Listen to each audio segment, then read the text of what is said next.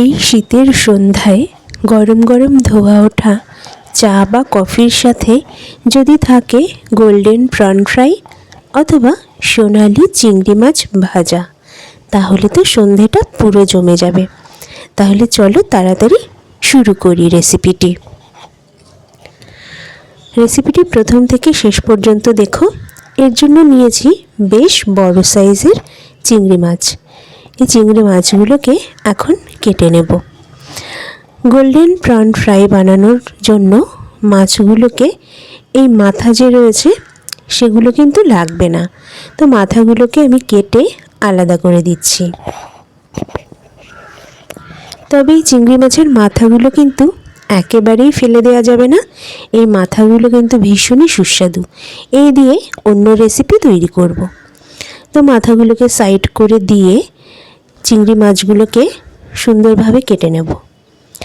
প্রথমে মাছগুলোর থেকে খোসাটা ছাড়িয়ে নিচ্ছি, কিন্তু পুরো খোসাটা ছাড়াবো না।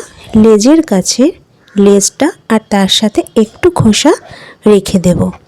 তোমরা যদি চাও পুরোপুরি খোসা কিন্তু ছাড়াতে পারো, তবে ধরার সুবিধার্থে এখানে আমি লেজের অংশটা রেখে দিচ্ছি। এতে দেখতেও কিন্তু ভীষণই সুন্দর লাগে। দেখো, একটা মাছ কিন্তু কাটা হয়ে গেছে। এবার আরও একটা মাছ আমি বেছে নিচ্ছি। প্রথমে মাছের গায়ের খোসাগুলো ভালো করে ছাড়িয়ে নিতে হবে, লেজটা বাদ দিয়ে। তারপরে মাছের পিঠের অংশটা চিরে ভেতরে একটা সুতোর মতো ময়লা সেটা বার করে দিতে হবে। দেখো, চিংড়ি মাছটা ভালো করে ধুয়ে বেছে নেওয়া হয়ে গেছে। এবার এই মাছ ম্যারিনেট করা হবে। তো মাছ ম্যারিনেশনের জন্য দিয়ে দিচ্ছি স্বাদ মতো নুন, সামান্য গোলমরিচ গুঁড়ো,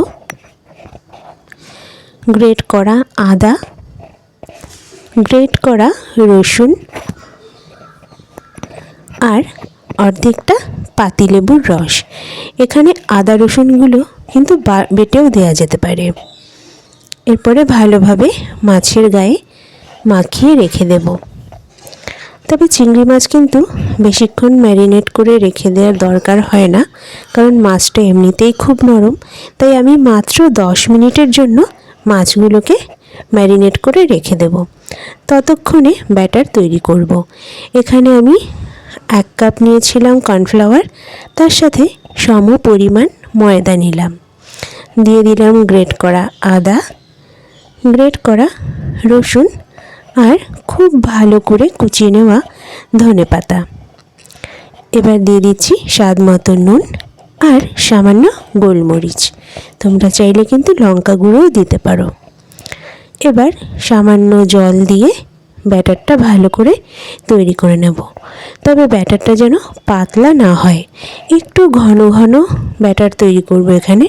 দেখো, ঠিক এরকম ঘন ব্যাটার তৈরি করে নিলাম। এবার চলো মাছগুলোকে ভেজে ফেলি। এখানে ব্যাটারও রেডি হয়ে গেছে। এখানটাতে একটা পাত্রে শুকনো ময়দাও নিয়ে নিয়েছি, আর এখানে তেল গরম করতে দিয়ে দিয়েছি। প্রথমেই মাছটাকে শুকনো ময়দায় কোট করে নেব, তাতে ব্যাটারটা মাছের গায়ে খুব ভালোভাবে আটকে যাবে। দেখো, ময়দাটা ছড়িয়ে ভালোভাবে কোট করে নিয়েছি। এবার ব্যাটারে ডুবিয়ে নিচ্ছি। ব্যাটারটা ভালোভাবে মাছের গায়ে দিয়ে দিচ্ছি। এবার গরম তেলে ছাড়লাম। এখানে কিন্তু আমি সর্ষের তেল ব্যবহার করেছি, তবে এই ফ্রাইটা কিন্তু রিফাইন্ড তেলেই হয়। আমার রিফাইন্ড তেল খাওয়া বারণ আছে, এই জন্য আমি সর্ষের তেল ব্যবহার করেছি। তোমরা কিন্তু অবশ্যই রিফাইন্ড তেলে এটা বানাবে, তাহলে টেস্ট আরও বেশি ভালো হবে।